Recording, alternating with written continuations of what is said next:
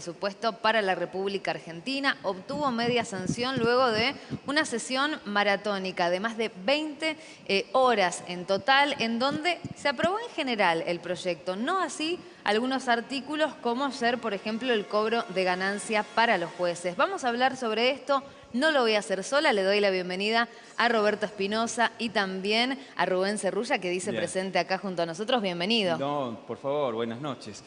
¿Cuántos temas para debatir, hablar, ahondar al respecto del presupuesto en esta sesión, como decías, súper maratónica? Terminó hoy a las 9 de la mañana. Exacto. Bueno, Rubén, un placer tenerte acá. Buenas noches. Muchas gracias, buenas noches. Muchas gracias por la invitación. En principio, conocer qué significa tener esta media sanción, que se haya aprobado en general el presupuesto 2023. Bueno, yo creo que es un avance. Recordemos que el presupuesto es una hoja de ruta que tiene el gobierno, el Estado Nacional, para lo que viene en el 2023. Recordemos también que el gobierno viene sin presupuesto porque no fue aprobado el año pasado.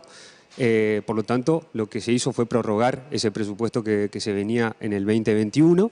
Esta media sanción le da otro marco, un marco de consenso, pero también plantea, digamos, que esa hoja de ruta va a haber que analizarla, va a haber que seguirla. El presupuesto plantea, a mí me parece que es bastante optimista.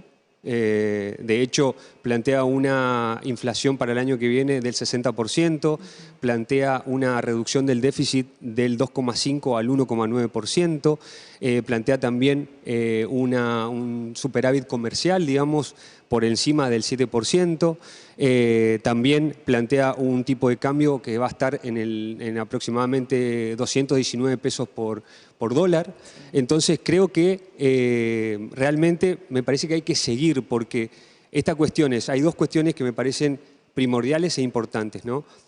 Uno tiene que ver con el déficit, ¿sí? Una reducción del déficit de 2,5 a 1,9, como plantea el Fondo Monetario Internacional. Esto también es una cuestión porque el Fondo Monetario Internacional planteó de que se reduzca el déficit para justamente desembolsar esos miles de millones, digamos, y que lo que harían es abultar las reservas que hoy son necesarias, ¿no? Ahora, no es lo mismo, y repito generalmente, no es lo mismo aumentar los ingresos que reducir los gastos, digamos, ¿no? Este déficit... ¿Hubieras preferido al revés, que se aumente los ingresos y después observar el tema de reducir el gasto? ¿Hubieras preferido a la inversa? Sí, efectivamente. Yo creo que el gasto público no es mal dicho gasto público, es una inversión pública, porque son recursos que son destinados a todas las áreas del gobierno, a educación, a salud, a vivienda, a trabajo, bueno, a ciencia y tecnología. Entonces,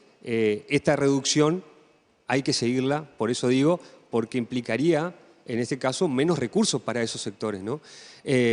Ahora, y por eso también otra de las cuestiones que se dio ayer en el debate fueron dos artículos. Uno, el artículo 95, que planteaba justamente una potestad o una facultad para que el gobierno pueda establecer o aumentar las retenciones. Este artículo no pudo progresar, digamos, y por lo tanto fue excluido de ese despacho, digamos. Y por otro lado, el artículo 100, que también planteaba, digamos, el impuesto a las ganancias, el pago de impuesto a las ganancias a los jueces, a los cuales hubo un gran debate que me parece que hay que seguirlo, por supuesto, porque un sector de Juntos por el Cambio, libertarios y también de la izquierda planteó de que de hecho no acompañaron, digamos, ese despacho, porque planteaban de que se incluía a muchos trabajadores y trabajadoras. Ahora, hay un debate de fondo que tiene que ver con el impuesto a las ganancias de los jueces y las juezas. De hecho, para que ustedes se den una idea, hoy pagan ganancias los ministros, las ministras, el presidente. Los únicos que no están pagando ganancias son los jueces. Entonces, bueno, lo decía incluso Rubén, el presidente de la Nación, hoy en declaraciones radiales. Él afirmaba que gana alrededor de 500.000 pesos por mes y paga impuesto a las ganancias. Un juez, un magistrado nacional que puede ganar entre 1 millón, 1,5 millones de pesos, hasta 2 millones de pesos, no paga Sí. impuesto a las ganancias. Exacto, exactamente. Imagínense que también ahí hay una cuestión recaudatoria que tiene que ver con esto que yo hablaba al principio, de los ingresos. No es lo mismo que aumentar los ingresos que reducir los gastos. Porque implicaría, si avanzaba, digamos, y creo que hay que seguir dando el debate, implicaba unos recursos para el Estado en el orden de los 238.000 millones de pesos. Es decir, aproximadamente lo que recaudamos de impuestos a las grandes fortunas. No sé si se acuerdan, es que se recaudó 240.000 millones. Bueno, eso representaría aproximadamente si se le cobraría, ¿Cuánto digamos, CIFE impuesto a las ganancias? representaría ese caudal de dinero que se pierde de recaudar por no aprobar el impuesto a la ganancia para todos los jueces? Y aproximadamente entre 4 o 5 IFE aproximadamente. También, si hacemos una comparación, implicaría 4 veces el presupuesto de desarrollo social, es decir, lo que se podría utilizar para comedores escolares o para, digamos, todo lo que tenga que ver con la cuestión alimentaria.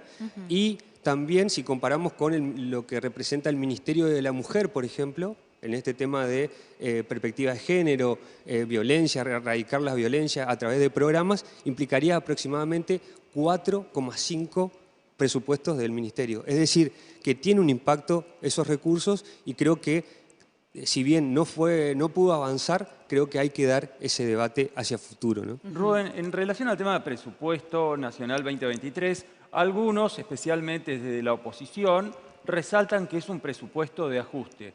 ¿Compartís, disentís con esa mirada? Mira, yo creo que hay que saber que los presupuestos están presentados en forma nominal. Entonces, si uno plantea para el año que viene una inflación que va a estar en el orden del 60%, a mi parecer va a ser un poquitito más. Creo que hay algunos recortes en cuanto a recursos destinados a ministerios, por ejemplo, el Ministerio de Educación, el Ministerio de Ciencia y Tecnología, el de Trabajo. Por eso digo que hay que ver y hay que hacerle un seguimiento, porque en caso de no cumplir con esta meta del déficit fiscal, va a haber que reacomodar este presupuesto, ¿no?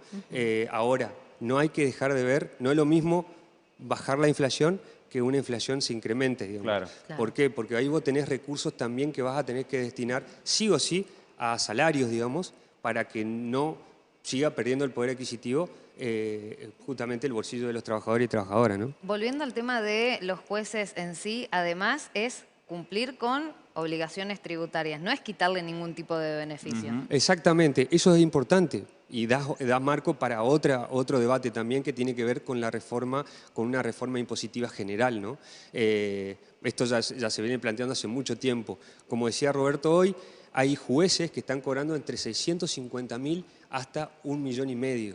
Y hoy, debido justamente a otra decisión, digamos, de aumentar el mínimo no imponible, el mínimo no imponible de ganancias está en los 330.000 pesos.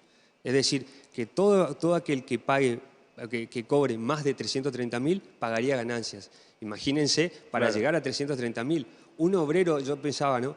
Porque hubo, digamos, ayer en el debate se planteó esto de que el salario no es ganancia. Ahora, un obrero o un trabajador o trabajadora paga ganancias.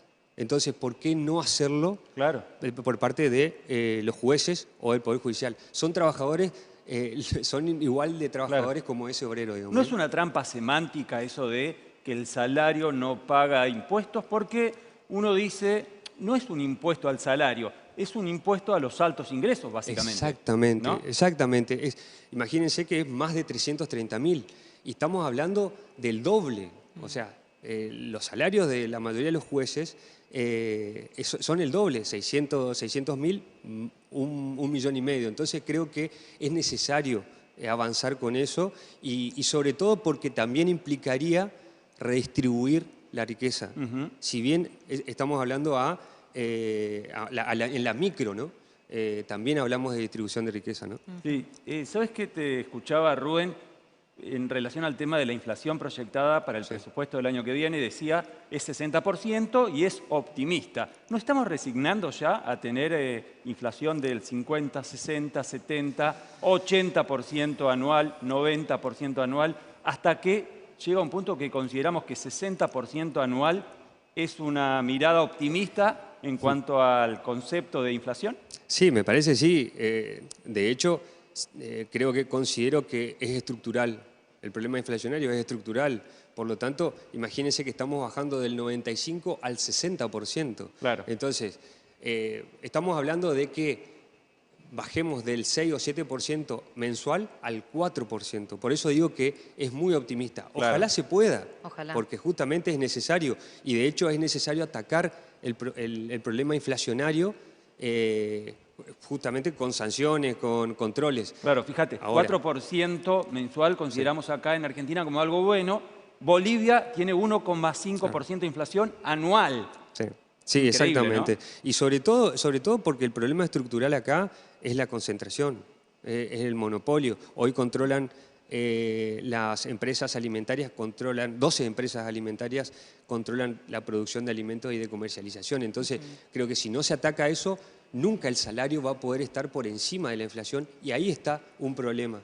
Y una cuestión que está aparejada con otro dato que plantea el presupuesto, que es el crecimiento del 2% para el año que viene. Ahora, ese crecimiento es importante saber si ese crecimiento va a ser con distribución o con acumulación, Claro. ¿no? Ujú, bien, bueno, Rubén, Roberto, les agradezco No, a por los favor. dos por la visita No, y por por favor. la información también. Gracias. No, gracias a vos.